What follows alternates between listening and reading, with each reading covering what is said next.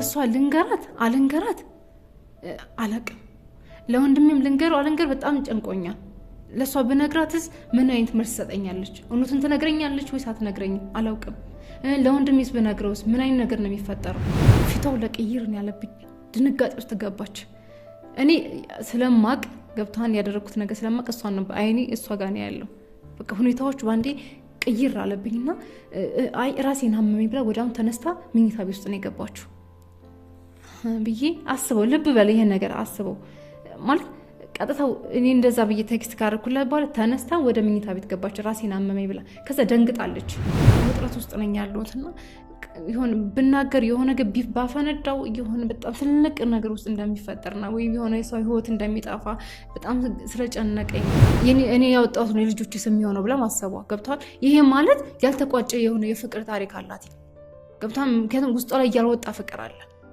ካልሆነ ምንም ያለ ምንም ምክንያት የድሮ ፍቅረኛው ስም ተጠቀማ አትችልም በቃ ይሄ ነገር ለኔ በጣም የሆነ ጥያቄዎች ፈጥሮብኛልና እንዴት ልጅቷን የሆነ ነገር ለማወቅ ራሱ ብዙ ነገሮችን ልከታተላት ሞክሬያለሁ ግን ምንም ነገር ላገኝባት አልቻልኩም ምንም ነገር ስለሷ የሆነ ችግር ወይም ደግሞ የሆነ ጥፋት ላገኝባት አልቻልኩም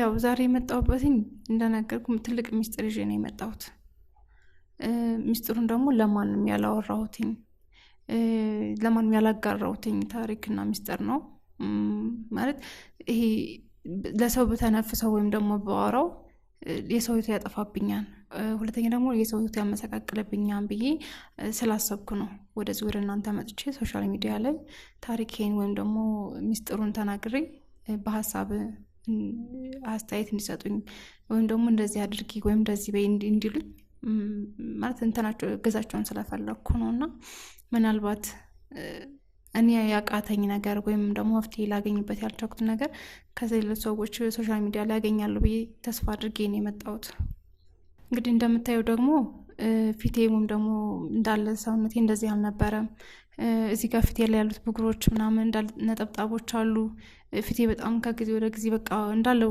ብዙ ነገር ጠቁር ያለው ብዙ ነገሮች ናጥቻለሁ በቃ እንደፈለኩ አይደለም አሁን ላይ ማለት እንቅልፍ አጥቼ ምግብ እንኳን እንደልብ እየበላሁ አይደለም ሁለተኛ ደግሞ በቃ ይሄ ሰውነቴ ከቀን ወደ ቀን እየቀነሰ ነው የመጣው ምክንያቱም እንቅልፍ የለኝም ይሄ ነገር ሚስጥሩን አንዳንዴ ውስጣችን ላይ የሆነ ከባድ ነገር ከያዝና ካልተነፈስና ወይም ደግሞ መፍትሄ ካላገኘን በጣም ውጥረትና ጭንቀት ውስጥ ነው የሚከተንና ይሄ ነገር ነው እኔ ጋር ያለው ስለራሴ ያን ያክል የሚናገር ታሪክ ኑሮኝ አይደለም እንደዚህ ነው የሚባል ነገር ኑሮኝ አይደለም ግን እንደማንኛውም ሰው ልበልክና ከእናት ከአባቴ ጋር ነው ያደግኩትኝ አንድ ወንድም አለኝ ታላቅ ወንድሜ ወንድምነት የሚባለው ቃል ያንሰዋል እውነት ለመናገር ምክንያቱም የሚገባው አይደለም ከዛም በላይ ስለሆነ ለኔ በቃ ለኔ ነፍሱን የሚሰጥ አይነት ወንድም ነው ያለኝ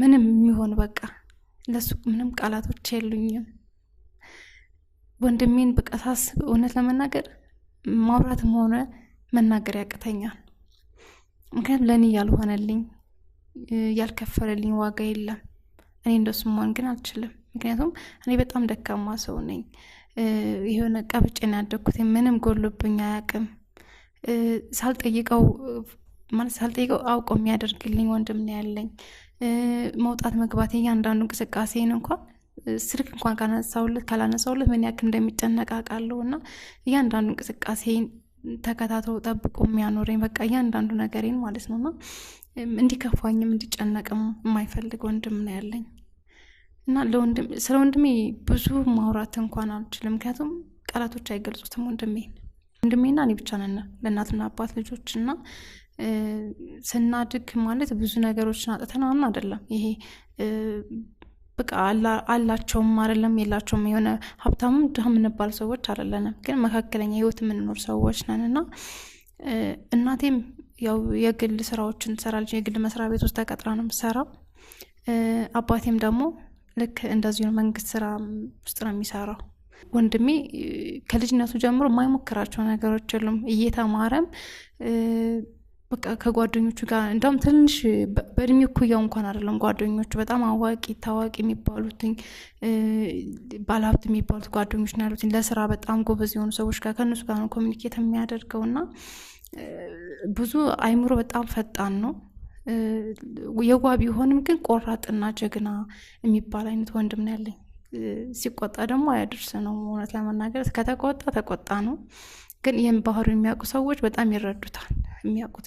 ምክንያቱም መርዳት ካለበት ሰውን ይረዳል። የዋህነት ባህሪውን በጣም ነው የምወድለትኝ እና በእኛ ቤት ውስጥ እንደዚህ ነው።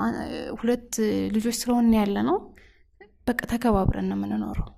ማዘርም ሆነ ፋዘር ከስራ ሲመለሱ እኔ ቤት አሁን እውነት ለመናገር ሰራተኛ ምናምን ነገር የሆነ ታይም ላይ ነበረች፣ ግን እሷም እንደ ልጅ ነበር የምናያት ምናምን ነገር። ግን በቃ እኔ እንደነገርኩ አንድ ሴትም ስለሆንኩ ቤት ውስጥ የሆነ ቀብጬ ያደግኩ ልጅ ነኝና ስራ እንኳን ብዙ ስራዎችን አልሰራም። ትምህርት ቤት ሄዳለሁ እመጣለሁ፣ ወይ ጓደኞቼ ጋር እወጣለሁ። እንደውም ወንድሜ ነው እኔ ውጪ ነኝ ግቢ እንደዚህ ከማን ጋር ነው የምትሄጂው ከማን ጋር ነው የምትወጪው ይሄ ነገር እንደውም እሱ ነው ብዙ ጊዜ የሚከታተኝ እንጂ ማዘርና ፋዘር ለወንድሜ ነው ኃላፊነቱን ሰጡት ማለት ይቻላል። ምንም ነገር አይናገሩኝም። እና እኔም ትምህርቴንም የነክል ባልሆንም የግል ስራዎችን ከአንዴም 2 ጊዜም ሞክሬ ነበረ፣ አስጀምሮኝ ነበረ። ግን እሱን ምን ከስሬ ነው የተውኩት። 2 ጊዜ ነው ያከሰርኩት። ወንድሜ ነው ሁሉ ነገር ያስጀመረኝ። ከዛም አልሆነም ወደ ትዳር ህይወት ገባሁ። ትዳር ህይወት ገባሁኝ። ወንድሜም የራሱን ህይወት መሰረተ። እሱም አግብተው እየኖረ ነው። እኔም ደግሞ አግብቼ ልጆች ወልጄ እየኖርኩ ነው። በጣም ደስ የሚል ህይወት ነው። እሱም የራሱን ህይወት አለው፣ እኔም የራሱ ህይወት አለኝ። በዚህ መካከል እንጠያየቃለን፣ አንራራቅም። እንደ ወንድም እንደ እህት በጣም ደስ የሚል አይነት ህይወት ውስጥ ነው ያለ ነው። አንድ ወቅት ነው የሆነ የጥምቀት በዓል ዕለታውና የጥምቀት በዓል ዕለት ምንድነው የተፈጠረው? ሁላችንም ቤተሰቦች ተሰብስበን አንድ ላይ ተመሳሳይ ልብሶች ነው የምናሰራው፣ አሰርተ የምንለብሰው እና አንለያይም። በእንደዚህ አይነት ወቅቶች በዓላቶች ሰዓት ላይ ነው ያኔ ሁላችንም ለብሰን ይወጣ ነው። ስንወጣ ከረጅም ጊዜ በኋላ አብራኝ የተማረች ልጅ እሷን አያታለሁኝ። አግኝቻትኝ ሰላም ብያትኝ አጋጣሚ የሆነ ልጅ አብሯት አለ፣ ግን በደንብ አስተውዬ አላየሁትም እና ሰላም ብያቸው ምናምን አልፌ እሄዳለሁ። ከሄድኩ በኋላ ያው ማለት የሆነ ትኩረታቸው ምናምን ያየሁት ነገር የለም።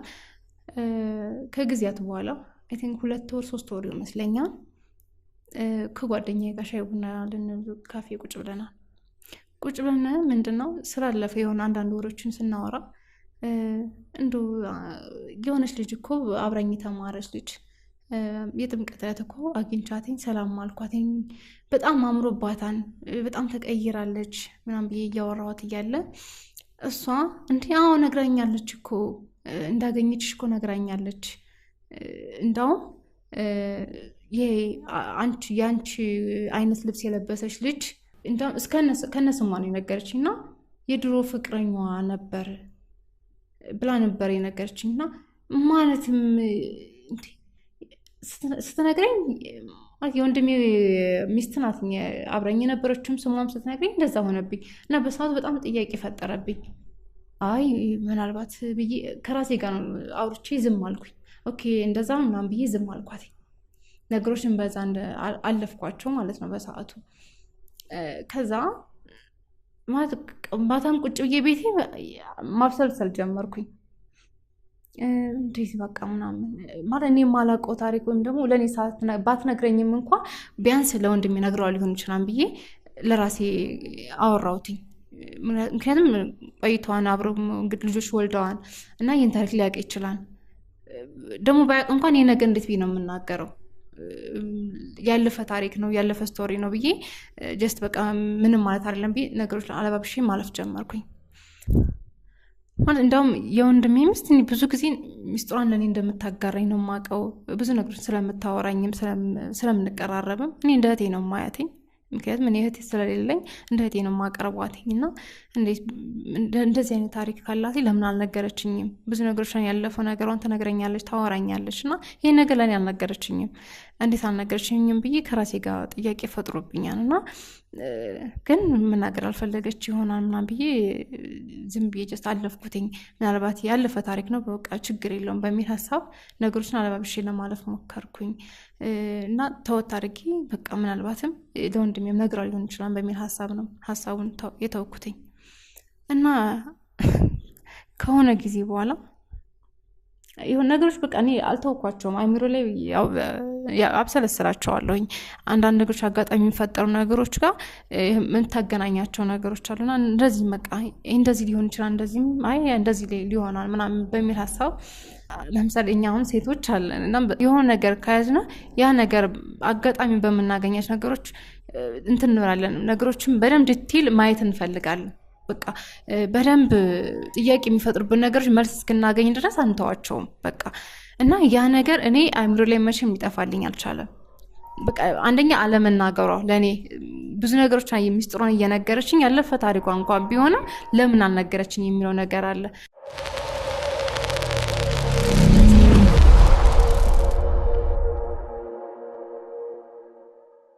እኔ ብዙ ጊዜ እንዳውም ማለት ነው ስለሷ በቃ ይሄ ጥያቄዎች እንዳለ ስለፈጠሩብኝ ለምን አላጣራም ብዬ ራሴን በቃ እሷ መከታተል ጀመርኩ። እንደውም በቃ እስኪ ምናልባት ምናምን ብዬ ያለችበትን ሁኔታም ስለሷም የሚያውቁ ሰዎች በዙሪያ አብረዋት ያደጉ ምናምን ቤስት የሚሉት ጓደኞቿን በቃ ራሴን ማለት በሌላ መንገድ እያደረግኩኝ ነገሮችን መቀየር ጀመርኩ። እንትን ለማወቅ ሞከርኩና ምንድነው ጥያቄ ስጠይቃቸው ወይም ደግሞ ስለ ወንድሜ ሚስት ያለፈው ህይወቷን ታሪክ ስጠይቅ ምናምን ምንድነው ስለ ልጁና ስለ እሷ ፍቅር ታሪክ ነው የነገሩኝ። እውነት ለመናገር ነው የሚገርመኝ። በቃ ያ ነገር ጥያቄ ከፈጠረብኝ በኋላ እሷ መከታተል ጀመርኩኝ፣ ስለ እሷ ማጣራት ጀመርኩኝ። ስለ እሷ ሳጣራም በዙሪያ ያሉ ሰዎች አብሯት ያደጉ እና ደግሞ ስለ እሷ ያውቃሉ የሚባሉ ሰዎችን እነሱን መጠየቅ ጀመርኩኝ። በቃ ታውቃታላችሁ እስኪ ስላለፈው ህይወቷ የምታውቁት ነገር ካለ ምናምን ብዬ ብዙ ነገር ስጠይቅ እንዴ እሷ እኮ ማለት አሁን ከማግባቷ በፊት የሆነ በጣም የምትወደው ፍቅረኛ እንደነበራት እና እስቲ በቃ ማንም ሳይጠበቅ ይለያያሉ ተብሎ እንኳን ማንም አልጠበቃቸውም። በቃ ጀስት በቃ ይጋባሉ ከዛሬ ነገር ቦስ ሲጠብቋት ሌላ ህይወት እሷ የሚጀመረችው እና ፍቅራቸው በጣም ይለይ ነበር። በጣም ነው የሚዋደዱትኝ እና ይህ በቃ ስለሷ ያለፈው ነገር ሲነግሩኝ በጣም ነው የገረመኝ። ገብቷል። እስከዚህ ድረስ ጥግ ድረስ እየተዋደዱ አንደኛ መለያየታቸው ሁሉም ተመሳሳይ ነገር ነው የሚነግሩኝ። ያለፈው ታሪኳ በጣም የሚገርም የፍቅር ታሪክ እንደነበራት ልጁን በጣም እንደምትወደው በቃ እና ስለሷ የነበራት ስሜት እንዴት ባንዴ እንደተቀይሮ ወደ እንደዚህ አይነት ህይወት ውስጥ እንደገባች ምናምን እና ይሄ ነገር ሲነግሩኝ ሁለተኛ ደግሞ ያን ጥምቀት ዕለት ራሱ ልጁ አለ ገብቷን ልጁ አለ። እኔ አሁን ስለማለቅ ነው በዛን ታይም እና ይታዩ አይታዩ ምን አይነት ስሜት ላይ እንደነበሩ ማውቀው ታሪክ የለኝም። አንደኛ አላውቅም። ይሄ ነገር ከጊዜ በኋላ ነው እያወቅኩ የመጣሁት እና እንዴት ይሄ ነገር አልነገረችኝም? ስንት ነገር እየነገረች ስንት ነገር እያወራችኝ ይሄ ነገር እንዴት ሳትነግር ደብቀኝ እንዴት እስከዛሬ ኖረች? ይሄ ያለፈ ታሪክ ለምን ችግር አለው? ገብቷን አይደለ? እኔ ስልህ የሆነ ያምከነክሬ ምናምን ነገር እኮ አይደለም ግን አለመናገሯ ነው። ገብቷል። አንዴ ከቀረቤታችን አንጻር ካለንበት ሁኔታዎች አንዴ በጣም ስለምንቀራረብ ነው ያንዳንድ ሚስጥራችንን ስለምናወራ ይሄ ነገር ለኔ መደበቁ ምን አስፈለገ?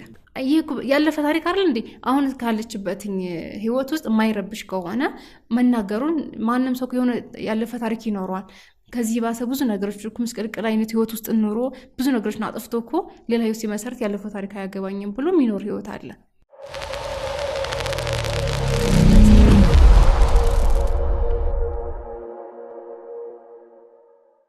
እና ይልክ ምን መሰለህ እኔ ስለሷ እንደው ማጣራት ጀመርኩኝ።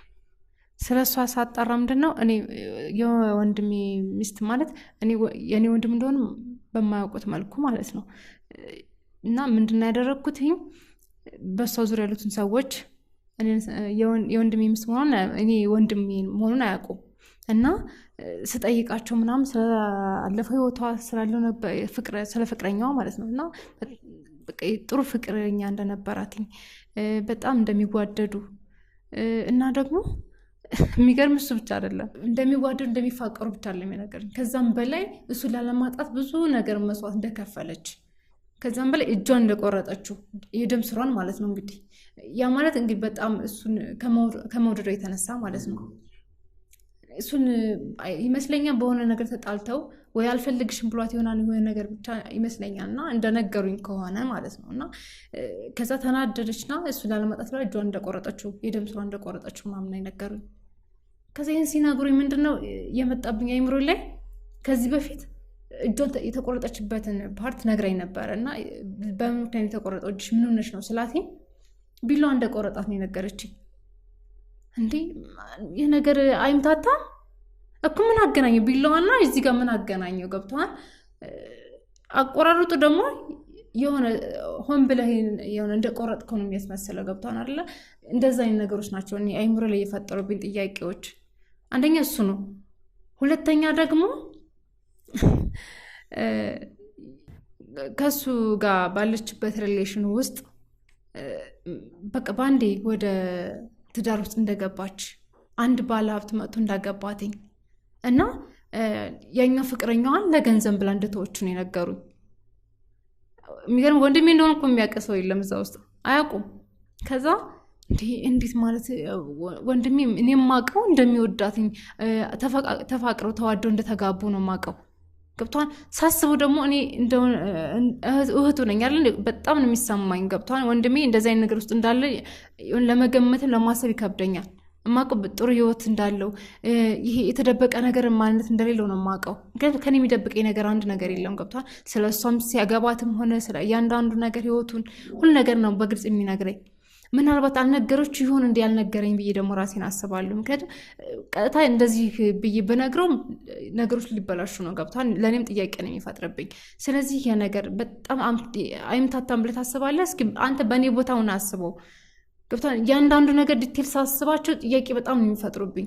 ነገሮች ወዴት እያመሩ እንደሆነ ምን እየተካሄደ እንዳለ ለእኔ ራሱ ግራ በጣም አጋብቶኛል።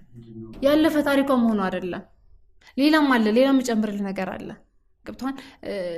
ሌላው ምንድነው ይሄ ወንድሜ ለገንዘብ ብላ ያገባችሁ ለምን ያኛው ጋር በጣም ዲቴል እንደምትዋደድ እንደምትፋቀድ ድንገት ተነስታ ወንድሜን ያገባችሁ ለሀብቱ ነው ብላ ነው ያገባችሁ። አንደኛ በጣም ነገሮች ዲቴል በጣም ስመለከታቸው ለኔ በጣም ውስብስብ የሆኑ ነገሮች ናቸው። ጥልቅ የሆኑ ነገሮችን ማየት መመልከት ስንችል በጣም ቀላል አይደለም። አንደኛ ምን እንደሆነ ታውቃለህ? ለኔ አለመናገሯ ገብቷ ያለፈ ታሪኳን ፍቅረኛ እንደነበራት ለኔ ባትነግረኝ ቢያንስ ያለፈ ታሪኳን ቢሆንም እንኳን ለባሏ ለወንድሜ እንኳን አልነገረችው። ገባ ይነግረኝ ነበር። ለኔ ወይ እሷ ትነግረኝ ነበር ወይ እሱ ይነግረኝ ነበር። ከሁለት አንዳቸው ሰው መስማት እችል ነበር። ምክንያቱም እሷ አይደብቀኝም እሷ አትደብቀኝም ብዬ ስለማስብ። ሶስተኛ ደግሞ የእጇ መቆረጥ አለ። እጇ ላይ ተቆረጠችው ደግሞ ምንድን ያለች መጀመሪያ እሷ ቢላዋ ቆርጦኝ ነው ያለች። እነዛኞች ሰዎች ግን ስለሷ ሲነግሩኝ ምንድነው ለፍቅረኛዋ ብላ እጇን ቆርጣ የጅማቷን ቆርጣ የደም ስሯን ቆርጣ ራሷ ልታጠፋ እንደነበረ ነው እንዴ? የምን ጥርጣሬ ነው የምታወራው? ይሄ እኮ በጣም ብዙ ነገሮች እንድናስብና ጥልቅ የሆኑ ነገሮች እንድናይ ያደርገናል። ምክንያቱም እኔ ወንድሜ ነው፣ ከወንድምነትም በላይ ለእኔ ያውቀዋለሁ። ገብቶሃል አይደል እንዴ? በጣም እኔ እንዴት ልንገርህ፣ በጣም ውስብስብ የሆኑ ነገሮች ናቸው። ወንድሜን እኔ የሆነ ነገር ውስጥ እንዲገባ አልፈልግም። ገብቷል። እሷን እስከማውቃት ድረስ በጣም ትህትና እንዳላት አውቃለሁ። ጥሩ መልካም ልጅ እንደሆነች አውቃለሁ። የሆነ ኮስታራ ነች። ገብቷል አውቃለሁ ስለሷ። ግን ይሄ ነገር ደግሞ ለእኔ አለመናገሯ ወይም ደግሞ ለባሏ አለመናገሯ የሆነ ጥያቄ ይፈጥርብኛል። ከዛ ምንም ማድረግ አልቻልኩም። ግን ቁጭ ብዬ ራሴን በቃ ነገሮች ማብሰል ስለጀመሩ ከራሴ ጋር ገብቷል። በቃ ይሄ እንደዚህ ሊሆን ይችላል ይሄ እንደዚህ ምናምን ብዬ ከራሴ ጋር ብዙ ነገሮችና ስጠይቅ ስሙን አስታወስኩትኝ። የነገረች የድሮ ፍቅረኛዋን ስም ሳስታወስ ከልጇ ጋር የመጀመሪያ ልጃቸው ስም ጋር ተመሳሰለብኝ። ደግሞ ያ ብቻ መመሳሰሉ እኮ አይደለም፣ ስሙን ያወጣችው እሷ ነች። እንዴ ለቆይ ለምንድን ነው ወንድሜ ቢያወጣ እንደውም እኔ ላውጣለት ምናምን እያሉ የተከራከሩ። አይ እኔ ይሄ ነው አሪፉ እንደውም የመጽሐፍ ቅዱስም እኮ ነው ምናምን ብላ ራሷ ድርቅ ብላ የኔ ካልሆነ ብላ ራሷ ናት ያሳመነችው። ይሄ ራሱ ለእኔ ጥያቄ ነው። አየህ ያንዳንዱ ነገር ስናያቸው ወዴት እያመራ እንደሆነ እሷን የሆነ ነገር ለእኔ ያልነገረችው ደግሞ ብቻ የሆነ የተደበቀ ሚስጥር እንዳለ ነው ውስጥ የሚነግረኝ።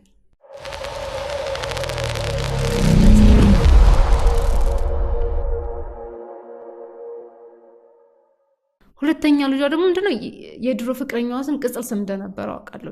ምክንያቱም ያቺ ስትነግረኝ እከሌ እንደውም እኮ በቅጽል ስሙ እንደዚህ ይባላል ብላ ነግራኛለች። ከዛ ግን እኔ ከዚህ በፊት ማለት እንደዚህ ነገሮች ዲቴል ስላላየኋቸው ወደዚህ ያመራሉ ብዬ ማለት የጠበቅኩት ኦኬ አይ ምናምን ብዬ አላውቀውም ብዬ ነበር ያሰብኩት።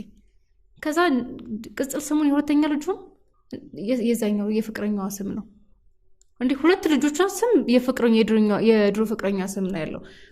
ሌላው ደግሞ ራሷ ማውጣቷ እኔ ያወጣሁት ነው የልጆች ስም የሚሆነው ብላ ማሰቧ ገብቷል። ይሄ ማለት ያልተቋጨ የሆነ የፍቅር ታሪክ አላት ገብቷል። ምክንያቱም ውስጧ ላይ ያልወጣ ፍቅር አለ። ካልሆነ ምንም ያለ ምንም ምክንያት የድሮ ፍቅረኛ ስም ትጠቀም አትችልም። በቃ ይሄ ነገር ለኔ በጣም የሆነ ጥያቄዎች ፈጥሮብኛልና እንዴት ልጅቷን የሆነ ነገር ለማወቅ ራሱ ብዙ ነገሮችን ልከታተላት ሞክሬያለሁ፣ ግን ምንም ነገር ላገኝባት አልቻልኩም። ምንም ነገር ስለሷ የሆነ ችግር ወይም ደግሞ የሆነ ጥፋት ላገኝባት አልቻልኩም። ስጋቱ ምንድነው የሆነ ከድሮ ፍቅረኛዋ ጋር ያልተቋጨኝ የሆነ ነገር አለ ብዬ አስባለሁ። ሁለተኛ ደግሞ ለኛ አለመናገሯ የሆነ ለኛ ሰዓት ነግረን ዲቴል ውስጥ ለውስጥ የሆነ ነገር እየተካሄደ እንዳለ ነው የሚሰማኝ። አሁን ይሄ ነገር ለአንተ ምንም አይነት ስሜት ላይሰጥ ይችላል፣ ግን በእኔ ጫማ ሆነ ካላየኸው ምንም ነገር ላይገባ ላትረዳው ትችላለህ። ግን ነገሮች ቀላል አይደሉም ገብቷን። የሆነ ዲቴል ከልብ የሆነ ነገሮችን ካላየናቸው ቀላል ነው የሚመስሉን። አንዳንዶች ቀላል ናቸው ብለን የምናስባቸው ነገሮች ናቸው ወደ ህይወታችን ብዙ ነገሮችን አበላሽተውብን የሚሄዱትና ይህ ነገር ወዴት እያመራ እንደሆነ አልጨረስኩልም።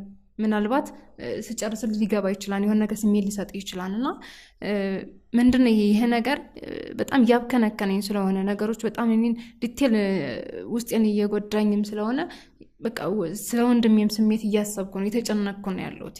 ምክንያቱም ምን አይነት ህይወት ውስጥ እንዳለ ወንድሜን ሳስበው ራሱ በቃ በጣም ነው ውስጤን እየጎዳኝ ነበርና ይቺ በቃ የሆነ ነገር ተከታታይ የሆነ ነገር ማድረስ አለብኝ። የሆነ ነገር ካላገኘሁ ጀስት በቃ የሆነ ስለሷ ማወቅ አልችልም። ስለዚህ እሷን መከታተል ፈልጋለሁ።